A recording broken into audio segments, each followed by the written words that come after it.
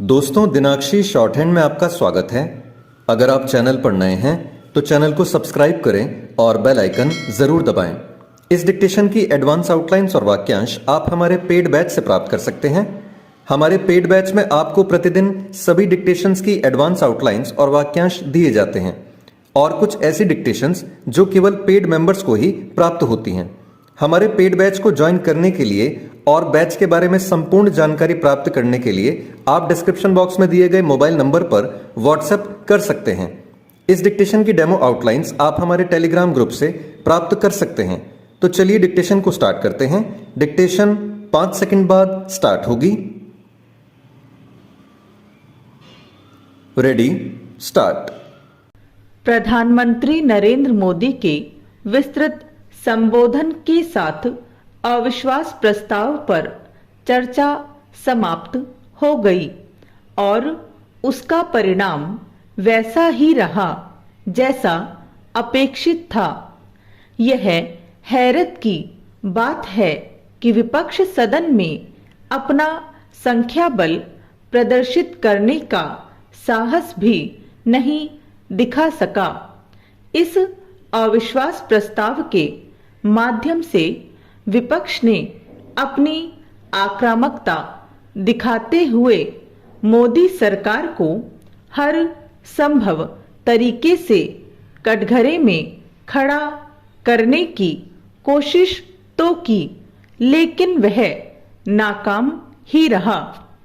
उसकी नाकामी का कारण यह रहा कि वह तथ्यों और तर्कों से लैस नहीं था।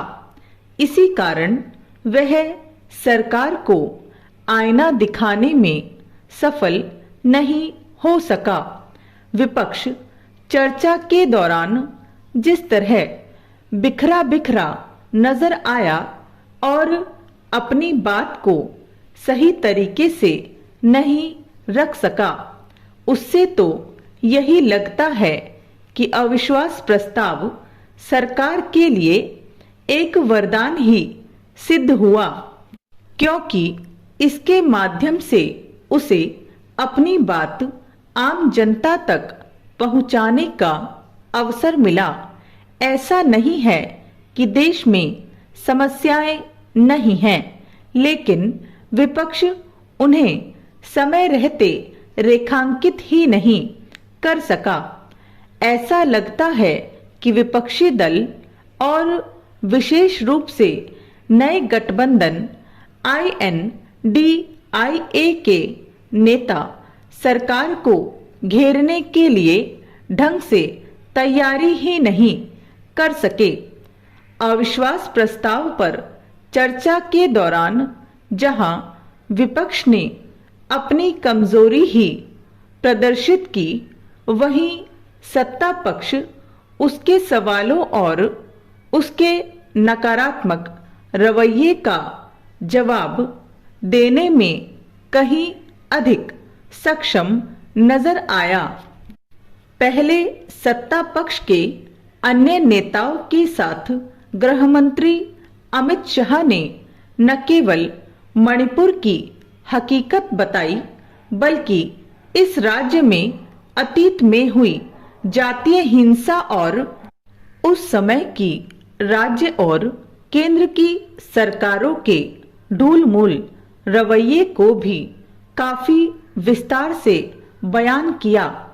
इसके अतिरिक्त उन्होंने पिछले 9 वर्षों में मोदी सरकार की तमाम सफलताओं को भी अच्छी तरह से रेखांकित किया।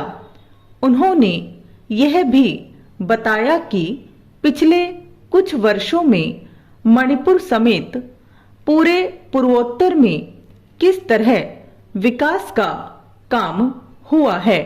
फिर यही काम प्रधानमंत्री ने अपने संबोधन में और अधिक प्रभावी ढंग से किया।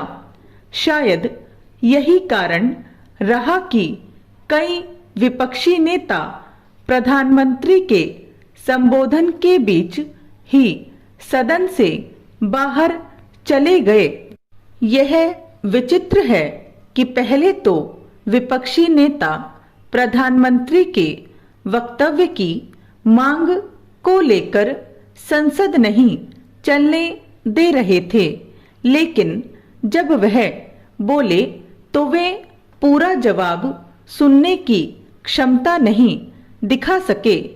कम से कम अब तो विपक्ष को यह आभास हो जाना चाहिए कि उसे पहले की मणिपुर के मुद्दे पर संसद में चर्चा के लिए राजी हो जाना चाहिए था। यह समझना कठिन है कि जब सरकार पहले दिन से मणिपुर पर चर्चा के लिए तैयार थी तो विपक्ष तरह तरह के बहाने बनाकर संसद में हंगामा क्यों मचाता रहा। विपक्ष कुछ भी दावा करे, अविश्वास प्रस्ताव के जरिए वह कुछ विशेष हासिल नहीं कर सका।